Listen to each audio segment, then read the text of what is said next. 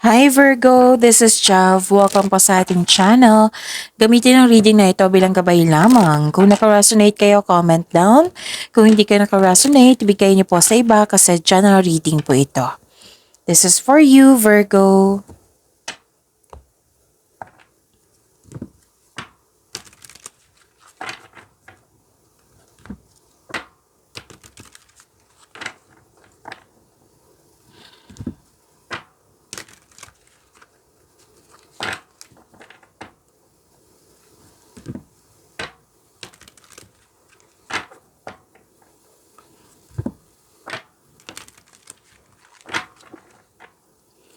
Para po ito sa iyo, Virgo.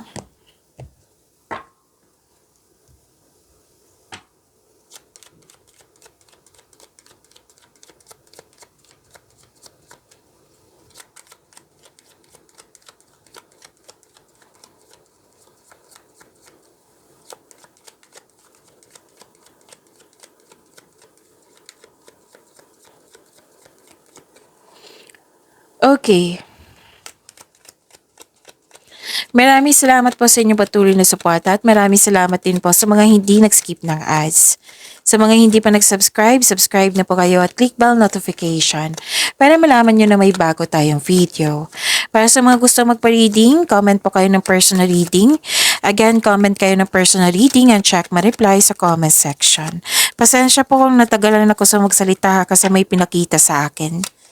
Oo, may pinakita sa akin ngayon. Virgo.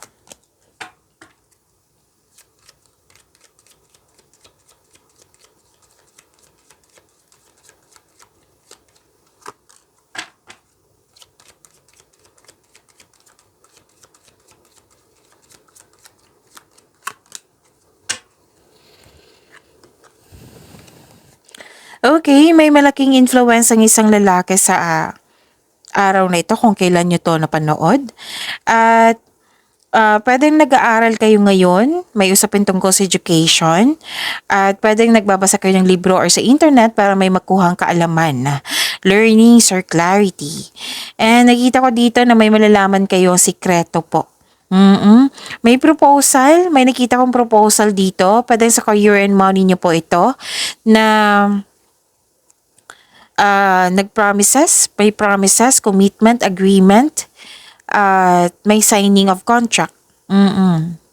Tapos may nakita din ako ditong bagong pasok sa relasyon, bagong pasok sa negosyo, sa kumpanya.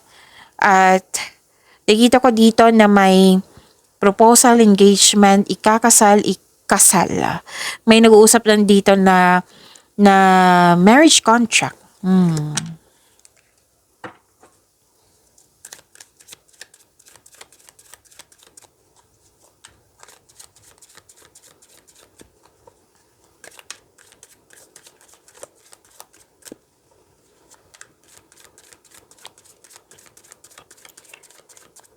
Energy pa ni Virgo.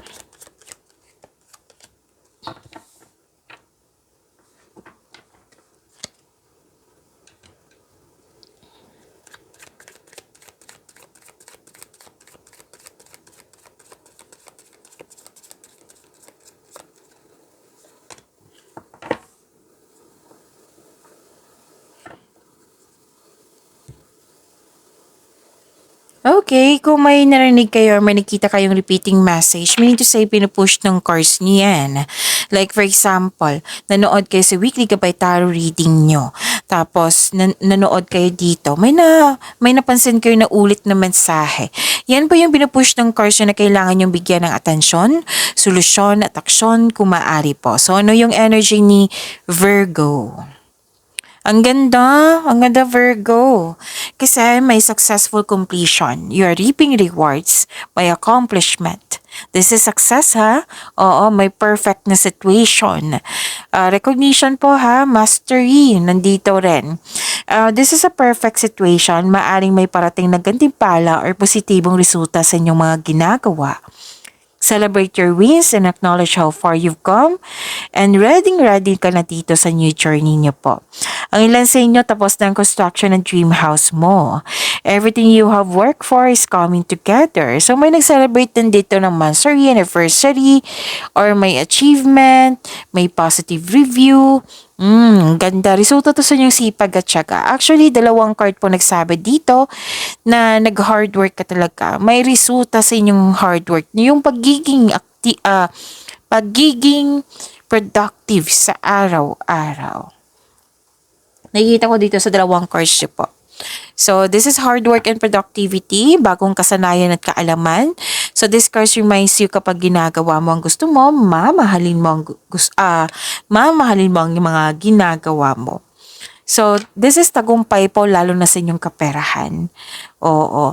Tapos, sabi ng card dito, ito ay tagumpay. So, keep up the great work. Hard work at dedikasyon for financial prosperity. Oo. So, ang ilan sa inyo dito, dine-develop nyo yung new skills nyo. Oo, pwedeng bagong skills para magkaroon kayo ng dagdag income, gumagawa kayo ng passive income. Yung sabi ko sa inyo dito, nag-aaral kayo. Dito sa inyong oracle cards, nandito rin. Nag-aaral kayo dito, pwedeng nag-study, nag-practice. Oo, para yun nga, may enhancement, may pag-level up. It will lead you to abundance po. So, trust that you can do anything, set a clear intention para ma-achieve mo yung success through diligent work that you enjoy. Ang ganda, claim nyo po.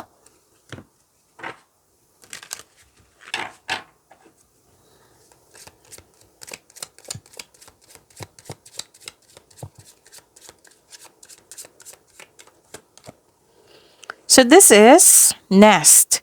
Create a safe space for yourself and those you love. So this is space, this is boundary, this is limitation. Or pwede din na you're giving time for yourself, for your family, for your partner.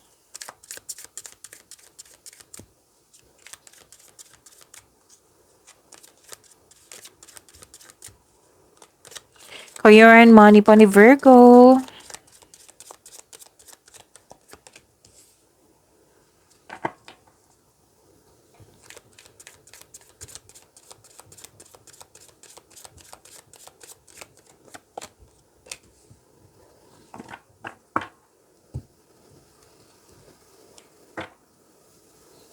So, career and money niyo po. Makikita ko dito, nagkaroon ng conflict or argument. Pwedeng may kasamahan kayo na dyan na toxic. So, know when it's time to walk away from an environment na hindi nakatulong sa iyong growth at hindi nakapagbigay ng peace of mind. And listen to your intuition kasi it will guide you from toxic person or toxic place.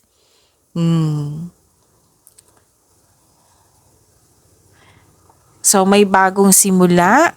This is clarity and new ideas. Marami nagkaroon ka ng bagong insights and clarity kung paano pa i-improve ang iyong kaperahan or proyekto. Sign din ito sa mga gustong magsimula ng negosyo or mag-level up sa trabaho.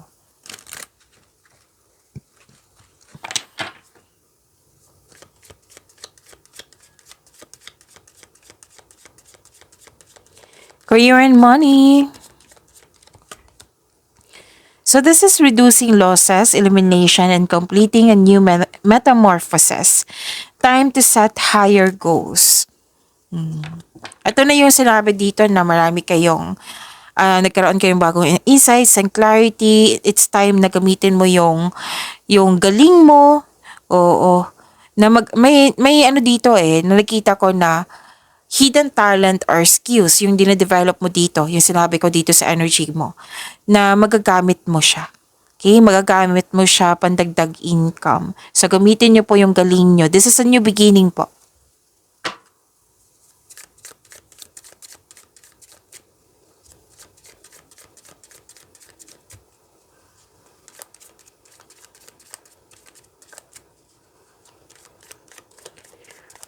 Love life, self-love, partnership, and romance ni Virgo po.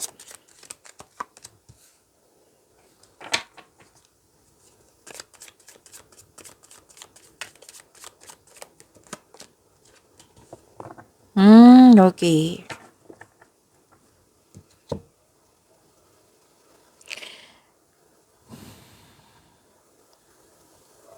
Maraming ganap dito na pinakita. Para sa mga relasyon, isa sa inyo may lihim or nagsisinungaling. So this card asks you na ngayon ang oras para maging tapat kayo at bukas at makipag-usap ng malinaw sa loob ng relasyon. So, ito yung sinabi dito kanina na may sekretong malalaman. Kaya na nag-clarify po siya dito.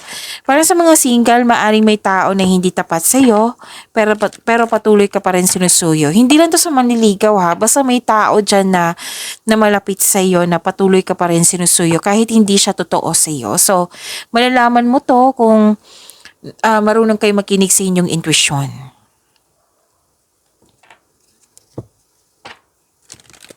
Nalungkot kayo dito kasi may concern sa third party or di kaya may tuto sa inyong gusto, may tuto sa inyong desisyon, may tuto sa inyong ideas or hindi nga maganda yung trato niya sa iyo. Dalawang card na mismo nagsabi niyan ha.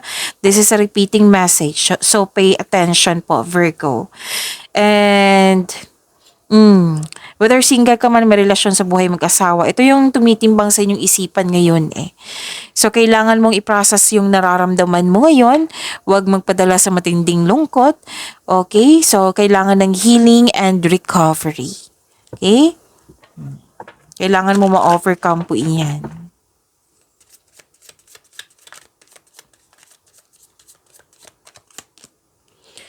So, you have to take time for yourself muna. Space. Kumbaga.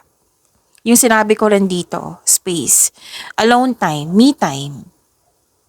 Spend some time alone. It will help you gain clarity on your relationship. So, space is a sign of respect.